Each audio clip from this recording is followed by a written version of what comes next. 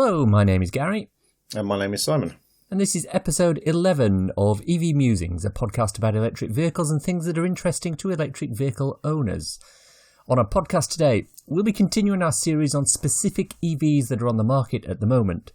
We've already covered the BMW i3 and the Kia Soul, and the links to these podcasts are in the show notes. Today, we're looking at the Nissan Leaf. Before we get started, I want to let you know that as of last week's episode, EV Musings is now being distributed in stereo. Our earlier episodes were recorded and mixed in mono, but I now feel a little more confident in using stereo, so that's what will happen going forward. You'll find that Simon's voice is panned over to one side slightly. And Gary's voice is panned over to the other side slightly. We're not going to go mad and hard pan them right over to one side. Because that would be stupid and sound silly. Nor are we going to go from left to right, to left to right, because that will be stupid as well. So let's move on. Anything in the news that you want to talk about this week? Yes. So I've just got up on the recent Goodwood show. For those that do not know this show, it's about cars and speed and it's held every year at Goodwood. This year was a little different though. Not only did it have the fastest ever race around the circuit by VW's electric car, which recently smashed Pikes Peak in the States, and did the same at Goodwood, but also we had the first hill climb by a fully autonomous vehicle, robo-race. Very quick and precise. Driving was very exciting and interesting stuff indeed. Yeah, actually, the robo-race that they did this year, because did they not do one a couple of years ago on an earlier version? And it basically, again, it took 10, 12 seconds or whatever it was off that record that the original robo-race one did. So it's just, you know, it's proving how the technology is coming on in leaps and bounds. Yeah, and the fact that it can do a hill climb completely autonomous. I mean, this thing looks just a beast. You know, it takes, I suppose, essentially Formula E cars, and it just makes it even more modern than they already look. And, you know, the fact that it's autonomous and going around that is quite something, really. Indeed it is. Our feature topic today is the Nissan Leaf. This is the next in our ongoing series, providing a fairly detailed look at the different EVs on the market in the UK. We've already talked about the BMW i3 and the Kia Soul, so this week we're moving on to one of the original mass-produced electric cars. The Nissan Leaf is quite historic. The first version was released in 2010. Among other awards and recognition, the Nissan Leaf has won the 2010 Green Car Vision Award, the 2011 European Car of the Year, the 2011 World Car of the Year, and the 2011 to 2012 Car of the Year Japan. The original version had a 24 kilowatt-hour battery, good for around 80 miles. These were manufactured in Japan. Some of these batteries had issues, however, and were replaced under Nissan's 8-year guarantee. Production then moved to Nissan in Sunderland, and these batteries issues quickly disappeared. A few years later, the 30 kilowatt-hour version was released. It looked identical to the previous version, and the range increased to about 100 to 110 miles. Just under 2 years ago, Nissan released the first totally new version of the Leaf, the 40 kilowatt-hour Leaf 2. This is the version we'll be discussing today, as it's the version currently on sale. It is almost inarguable that the Nissan Leaf, in all its incarnations, was one of the vehicles that prompted the start of the EV rollout in the UK, especially. In fact, Nissan were instrumental in partnering with Ecotricity to fund and supply the initial chargers for the electric highway at motorway service stations. Without the Nissan Leaf, I doubt that would have happened. Alongside the Tesla supercharger network, this was a contributing factor in kickstarting mass EV adoption. Here are some facts and figures. Price-wise, 2019 Leaf 2 is £27,995 after the government grant. This price range is reasonable for what you get. On the basis of price per maximum range, it works out at £199 per mile. The Leaf has a 40 kilowatt-hour battery, of which 38 kilowatt-hours is usable. There is a new version due next year with a battery pack of 62 kilowatt-hours. So let's talk about range, which is always the key thing with EVs. There are two range figures associated with EVs, just as there are two consumption figures associated with ICE cars. There's the official range, calculated from static tests on rolling roads under ideal conditions. This is known as the WLTP range. And then there's the real-world range, which comes from actually using the car in real-world situations. The WLTP range for this vehicle is 168 miles on average. In winter it'd be slightly lower, and when the weather is good it will be higher. we spoke to Mike Stanton and Dean Snelling, who you will have heard as two of the interviewees on our first charging episode. And they've both got Nissan Leaf 40 kilowatts and 40 kilowatt hours. And they told us that in their experience, the actual day-to-day range of the Leaf is 150 to 160 miles around town and 130 at motorway speed on average. In winter, this range can drop to around 110 to 130, depending on how high you have the heating. Dean said he's regularly seen 75 miles left on his GOM at 50% state of charge. Now, if we look at the efficiency of the car, in other words, the distance it can move on a given unit of stored energy in the battery, we find the Leaf is actually quite good. The WLTP efficiency comes out at 225 watt-hours per mile, but real-world consumption is around 270 watt-hours per mile, which is 3.7 miles per kilowatt-hour. Again, for comparison, the Hyundai Ioniq, the daddy of all efficient EVs, gets 230 watt-hours per mile, 4.3 miles per kilowatt-hour. This means a 40 kilowatt-hour Ioniq, if there was such a thing, would travel over 20 miles further on a full charge than the Leaf. But 3.7 miles per kilowatt-hour is not shabby at all. The Leaf uses CHAdeMO for DC fast charging.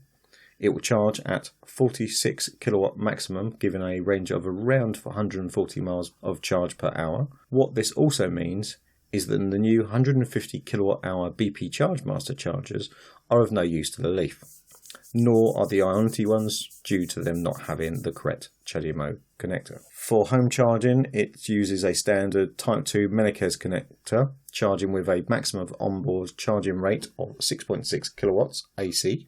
This equates to 21 miles of charge per hour on 3-phase charging. The charging curve is quite docile, with high charge speed experienced above 40 kilowatt up to around 60% SOC, and the figure dropping down quite rapidly after that. By 80% it's down to 25 kilowatt charging speed. This means the first 90 miles of the charge will go in quite quickly, but the remaining 60 can take almost as long. From an equipment point of view, this is moderately well spec'd. Adaptive cruise control, air conditioning, a nice speaker system, LED headlights, heated seats, front and back in a Tecna, heated steering wheel, all-round cameras with a 360-degree view screen in the cabin, and the e-pedal, which is a genuine one-pedal driving. You can go from completely stationary up to the top speed and back to stationary without needing to touch the brake once. Certain versions of this vehicle are equipped with ProPilot, which is a combination of adaptive cruise control and lane keeping assist, providing an autopilot-like piece of functionality. However, Dean told us that he said, quote, "I find most of the safety features too sensitive, so have some of them turned off. Lane keeping is a pain in the behind, as you have to keep indicating to change lanes if it forces you back. It sometimes has difficulty on roundabouts where the lane changes over, so that's the first thing I turned off," end quote. Apple CarPlay and Android Auto come as standard, and the screen is clear, well lit and big. Although we have heard a report that Android Auto can shut itself down randomly. That could be a phone issue rather than a vehicle issue though. Top speed in this car is a reasonable 89 miles an hour with a respectable acceleration of 0 to 60 in 7.9 seconds. The front-mounted motor produces 236 pound-feet of torque and 148 horsepower, also not too shabby. This vehicle does have an app for remote access and charging. It allows preheating while still in your house or office. Mike Stanton gave us some feedback on what he did and didn't like about it. He said he likes the look of the vehicle, which has a more mainstream appearance than the earlier versions of the Leaf. He also loves the fact that the range is a vast increase on the 30 kilowatt hour Leaf he used to have. One of his favourite pieces of equipment is the sound system, which is nice and loud. Dean said, and I quote, "The best things I like all around heated seats.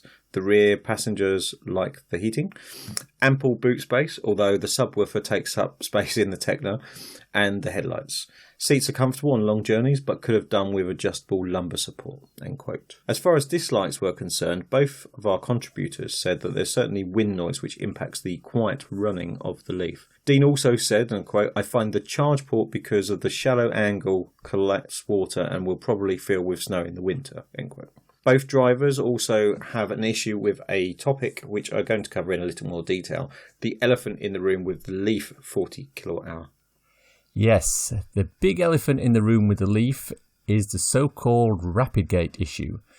Essentially, because the battery doesn't have a cooling system, the battery management system compensates for this by limiting the speed at which fast charging can occur. In tests, in real-life situation, people have been able, on cold days, to easily recharge using a DC fast charger at full speed once during a long trip. If they don't drive too fast and heat the battery up too much, they can recharge twice at full speed, i.e. 46 kilowatts, before the battery management system starts to limit the speed at which the charge can be accepted. The recharge speed then drops down to 34 kilowatts or lower, depending on how hot the battery is. The hotter the battery, the more the charge is throttled and the lower the charge speed is. We've seen pictures from Jonathan Porterfield of EcoCar sitting at 22 kilowatts on a CHAdeMO fast charger. Dean said, "If they sorted out the heat displacement in the batteries, this would be a brilliant car, but I've got a feeling they never expected it to be used as a long-distance car. Seems doing small rapid charges between 20% and 60% means you don't suffer so much from the heating issues, but this means doing about 50 miles and then spending 15 minutes on a charger, rather than driving 120 miles and spending 35 to 40 minutes on a charger to get up to 80 to 85% and then doing another 100 miles, end quote. Nissan recently introduced a patch to the BMS to change the charge profile under hot battery conditions. This appears to have solved the issue for the most part, but remember, this will not solve the underlying problem. Charging a battery without cooling will degrade it quicker than charging it with cooling. This BMS fix appears to be solving a short-term issue with the charging, but still keeping a longer-term issue with battery degradation. For more on battery degradation, see our episode called Always Be Charging from a couple of weeks back. As we mentioned earlier, the Leaf has an 8-year battery warranty, so any problems should be dealt with by the manufacturers if they arise. Overall, the Leaf's a nice, well-spec'd vehicle with lots of room, a good range and a reasonable price. I know of several of these that are used in the taxi trade. In fact, the taxi centre in Scotland, which is a central location for bulk purchasing of vehicles to go into the taxi trade, they bought 200 of these to seed into the trade, and as far as I know, they've sold all of them fairly well. If you can live with the potential Rapidgate issue for longer distances, this isn't an issue, and it's a lovely looking car to boot. Similar vehicles to this include the Ioniq, the e-Golf, and the Zoe R110. So let's wrap it up by seeing if there's some cool EV or renewable thing we've come across that we can share with our listeners. Yeah, so here's mine. It's not really, I suppose, an EV thing or renewable thing, but as you know, I do like to talk about SpaceX and Elon Musk and his connections with the EV world. So here's mine. So SpaceX and Elon Musk, they're at it again, specifically Elon Musk. In a recent interview, and we'll put the link in the notes below, Elon was asked during this week's recent 50-year anniversary of the moon landing if we would ever go back. So not only did he agree, but believes he could and likely will do it before NASA. So in his comments was that it would take longer to convince NASA he could do it than actually go ahead and do it himself. He believes an unmanned mission in 1 to 2 years and a manned mission 2 years after. From his recent work, I'm inclined not to bet against him. We see, now that's interesting, because if you go back and look at his history for delivering on schedule, he talks big and he delivers big, but he very rarely delivers big on time. Yeah, and I still think he'll do it before NASA. I just don't think it will be the 1 to 2 years, like he saes, because you're absolutely right. I mean, he's got great vision and the technology and everything he knows is great, but you wouldn't want to put him to a schedule. He's just, he's. Yeah, I mean, the guy's an evil genius and clearly from Mars, but he doesn't know what time or a time schedule I think is. So it's I think one of the things I took out of this is that obviously he does a lot of work with NASA now, and now he's kind of saying in a not a nasty way, but a nice way, that actually there's a lot of red tape to go through to actually convince NASA to do something. And it's actually quicker just to get on and do it. So it's kind of how SpaceX has come around, really. That he's everyone wasn't doing it, so he just went ahead and done it. So I think the ability is definitely there. I think, like you said, the timescale may not be. So knowing what you do about the timescales, about the build quality on things when they get rushed through, would you be happy to be the first astronaut on a SpaceX trip to the moon? Oh, God, no. Well, there'll be windows that don't shut properly, and the charging flap won't be quite right, and there'll be recalls, and by which time it's too late. So. But I definitely agree you can get it done quicker than NASA can. My cool thing this week is an episode of the Fully Charged podcast I listened to relating to particulate matter.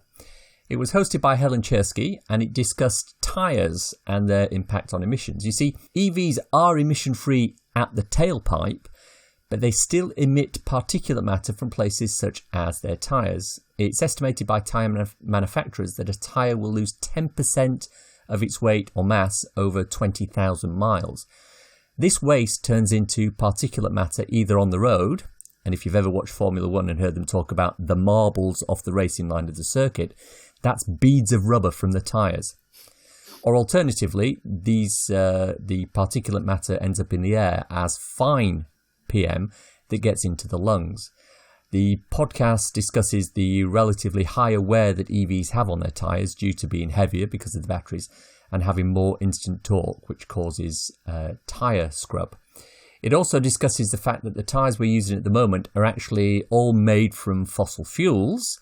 There's very little rubber in a rubber tyre, and they're not actually designed for optimum EV usage. We can do better, and we will. One of the things that I found particularly horrifying, listen to this, a lot of old tyres that are recycled, what they actually do is grind them down into powder, and that powder goes into places like AstroTurf. And these children's playgrounds where they've got like the soft. That's it. That's made from the ground up tyres, and all it's doing every time you put your foot on there is it's just kicking up very, very fine particulate matter into the air. So yes, just be very careful about where you use these ground up bits of tyres. Yeah, it's a bit weird. I mean, because there is manufacturers at the moment that are trying to kind of create almost a rubberless tyres, different materials and the way they make them. So the biggest things like with EVs and stuff, it's the new technology, isn't it, and things like that. And they put technology into everything. But actually, if you look at windscreen wipers, tyres, the standard stuff that you find in cars, that hasn't really moved on. The one thing that was brought up in the podcast, which is it's 100% common sense if you think about it, but nobody thinks about it. The model for tyres is they sell you 4 initially. These last for a limited number of time, so 20,000 miles or whatever, and then they sell you 4 more. If you think about it, because that's their business model, there's no incentive for them to go, well, actually, we'll create a harder wearing tyre that will last for 100,000 miles, because that's better for the environment and it doesn't kick out as much particulate matter. They're not going to do that. Okay, they might charge you a little bit more for it, or quite a lot more for it, but their model is set up to continually churn through tyres, put them into the market, and then have, the quick fits and that, fit them on your car, and then you go off and just scrub them down to nothing. Indeed. Anyway, a fascinating little podcast, links in the show notes.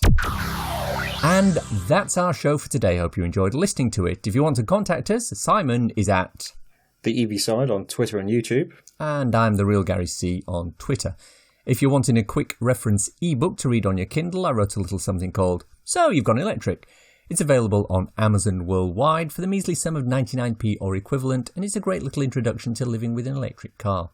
Links for everything we've talked about in the podcast today are in the description. If you've enjoyed this podcast, please subscribe. We're available on iTunes or wherever you get your podcasts, including Google Podcasts, I found out today.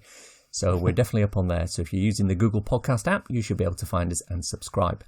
Please leave a review, as it makes us feel loved and helps us know we're not just shouting into the void here. Thanks for listening. Bye.